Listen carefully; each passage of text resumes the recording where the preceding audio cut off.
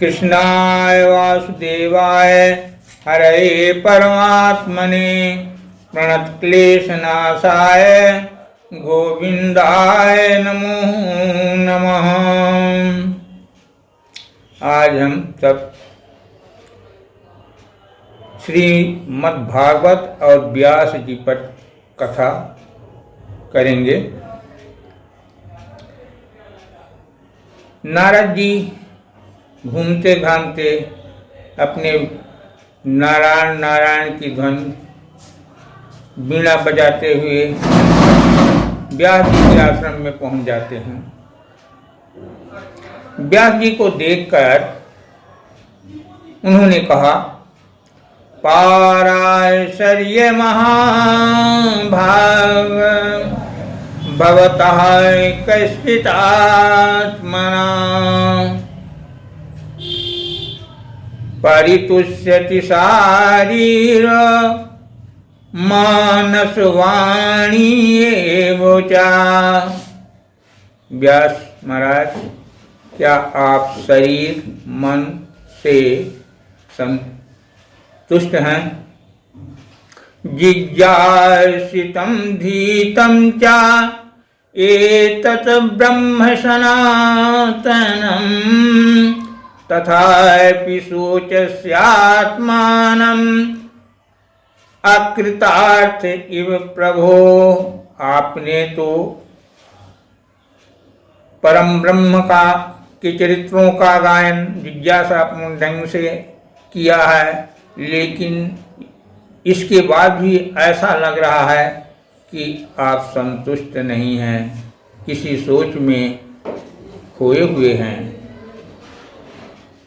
अस्तेव में सर्वमिदं तयोक्तं तथापि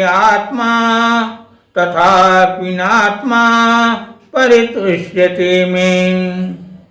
यन्मूलमव्यक्तमगाधबोधं पृच्छामहे त्वात्मभवात्मभूतम्। जैसा आपने कहा सब सही है, इसका कारण क्या है मैं खुद नहीं समझता। आप तो त्रिकालदर्शी हैं, आप सबों के मन की बातें जानते हैं। ये मेरे ऊपर कैसी घटना बीत रही है, मुझे संतुष्टि क्यों नहीं हो रही है? जबकि मैंने 17 पुराणों का निर्माण कर डाला तो भी मुझे ऐसा लगता है कि कुछ नहीं किया है। तब नारद जी ने कहा, आपने 17 पुराण लिखे, भगवान के चरित्रों का गायन किया, लेकिन पूर्णतः गायन अभी बाकी है। श्री कृष्ण भगवान के चरित्रों का गायन आपने नहीं किया है। आपको यह कमी खल रही है। सर्वप्रथम विष्णु भगवान ने चतुष्पदी भागवत ब्रह्मा जी को सुनाया था। क्योंकि मैं ब्रह्मा जी का 10वां पुत्र हूँ, तो उन्होंने मुझे वही चतुष्पदी भागवत सुनाई है।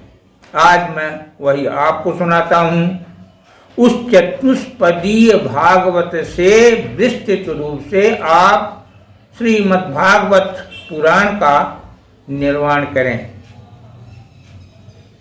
यह कहकर उन्होंने व्यास भगवान को चतुष्पदीय भागवत सुनाई और इसके बाद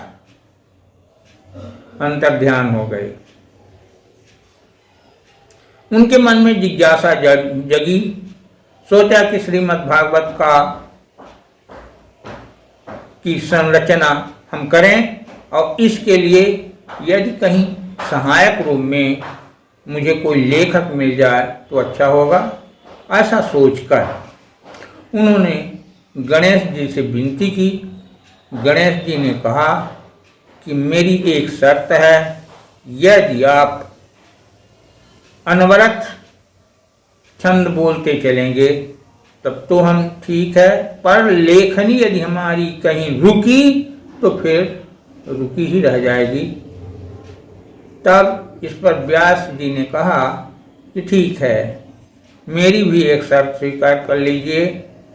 आप मेरे द्वारा कहे गए किसी भी छंदों का जब तक भाव और अर्थ नहीं समझेंगे तब तक लिपिबद्ध नहीं करेंगे। बस श्रीमद् भागवत की रचना शुरू हुई, कहना और लेखन कार्य प्रारंभ हुआ। अंत में 18,000 श्लोकों से श्रीमद् भागवत बन गई। कभी छोटा हो या बड़ा हो, सभी ये चाहते हैं कि हमारे काव्यों का प्रचार हो, लोगों के पास इसके कथानक पहुँचे। ऐसा सोचकर व्यास जी ने सोचा कि यदि योगेश्वर शंकर भगवान मुझ पर कृपा करें तो मेरे श्रीमद् भागवत का प्रचार हो सकता है। लेकिन पुनः मन में आता है कि ऐसा संभव नहीं दिखता। फिर मन में आया, यदि योगीश्वर कृष्ण भगवान सहायता करें, मेरे काव्यों का प्रचार करें, तो संभव है कि इसका संभव प्रचार हो सके। पुनः मन में आया कि ये सही नहीं है, ऐसा समय श्री कृष्ण भगवान न दे पाएंगे। तीसरी बार सोचा कि मेरा पुत्र सुखदेव भी तो योगीश्वर है, पर आया कि जो जन्म लेते ही जंगल की ओर संन्यास लेने के लिए चला गया और मैं पीछे से पुत्र रुको कहता गया, लेकिन एक न सुना, वो किस तरह से मेरे इस श्रीमद् भागवत के प्रचार के लिए अपना समय देगा। जो कुछ होना होता है भगवान कुछ रास्ता निकाल देते हैं। एक दिन व्यास के शिष्यों ने कहा कि महाराज जी, जब हम जंगल में लकड़ी फूल फल लेने जाते हैं तो हिंसक जानवर या सर्प मिलते हैं, उनसे रक्षा किस तरीके से करें, बड़ी कठिनाई होती है। इस पर व्यास जी ने उनको कहा कि लो, ये छंद याद कर डालो, इस छंद को पढ़ना। बरहाय पीडम नटवर वपुः कर्णयोः कर्णिकारम् बिभ्रद्वाय सह कनक कपिशा वैजयन्ती च मालाम् रंधेन वेणोर्धर सुधया पूरयन् गोप वृंदैः वृंदारण्यं स्वपदरमणं प्रविशत लोक कीर्ति। इस लोक को जाकर शिष्यों ने सिंह को देखकर पढ़ा और पढ़ते ही सिंह पूंछ हिलाता हुआ उनके राह को छोड़कर अलग हो गया। सर्प एक दिखाई पड़ा आते, यह श्लोक पढ़ा, सर्प भी अपनी दूसरी रास्ता ले ली और उन पर अटैक नहीं किया। अब जब लौटकर शिष्य अपने गुरु बाबा के पास आते हैं, गुरु बाबा ने पूछा है कि क्यों, वह श्लोक तुम लोगों के कान आया क्या? तो बताया कि हाँ, उस श्लोक को कहते ही हिंसक जीव अपनी मनोवृत्ति भूल जाते हैं और सद्वृत्ति में आ जाते हैं। रास्ता दे दिए सभी।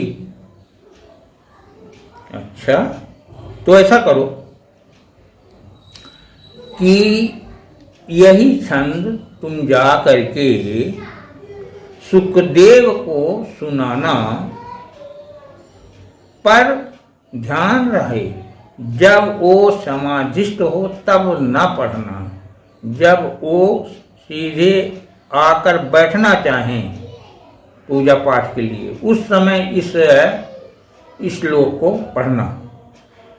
हाँ, और एक बात और है, एक दूसरा भी श्लोक ले लो।